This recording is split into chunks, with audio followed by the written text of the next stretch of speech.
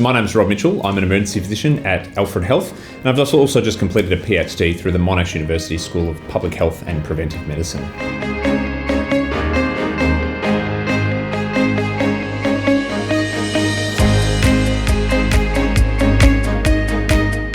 I work in an emergency department. It's a really complex operating environment, so I'm constantly thinking, like my colleagues, how can we do things better? How can we do things more efficiently? And so that's led to me having an interest in emergency department systems and processes. A lot of my work, although my day job's here in Melbourne, is actually focused on the Pacific region and particularly supporting colleagues in low and middle income countries. So I've previously had the opportunity to work with colleagues in countries such as Papua New Guinea and Solomon Islands. In those kind of underdeveloped settings, you can imagine the demands for care are massive. So it's really important that there are systems in place that can rapidly identify patients who have time-critical illness. And so my work has been focused on the concept of triage, introducing really simple processes that allow healthcare workers at the front door of hospitals to really quickly determine if patients are seriously unwell and require urgent intervention and assessment. And so my work was undertaken predominantly in Papua New Guinea, but also across the broader Pacific region. I worked with local colleagues to implement and evaluate a brand new triage system. It's a really simple concept.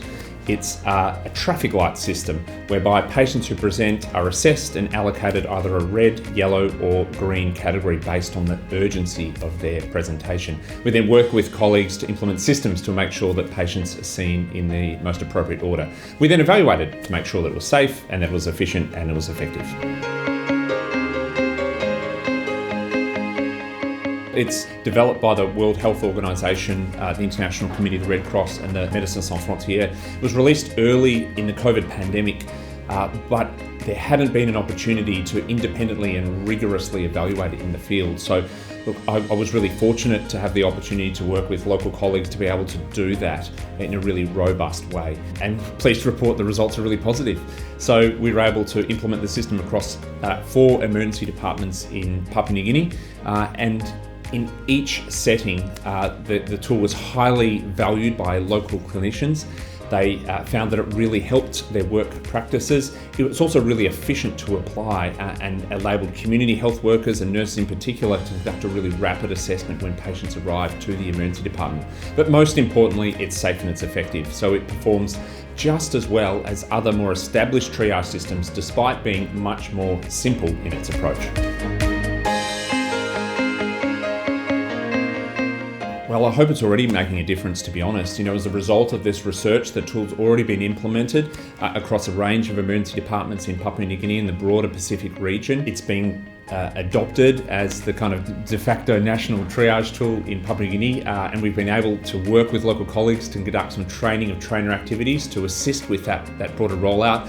But more importantly, I think it'll give colleagues in other parts of the world the confidence to be able to implement this tool in their settings, but also know that it's safe, that it's effective and it's efficient.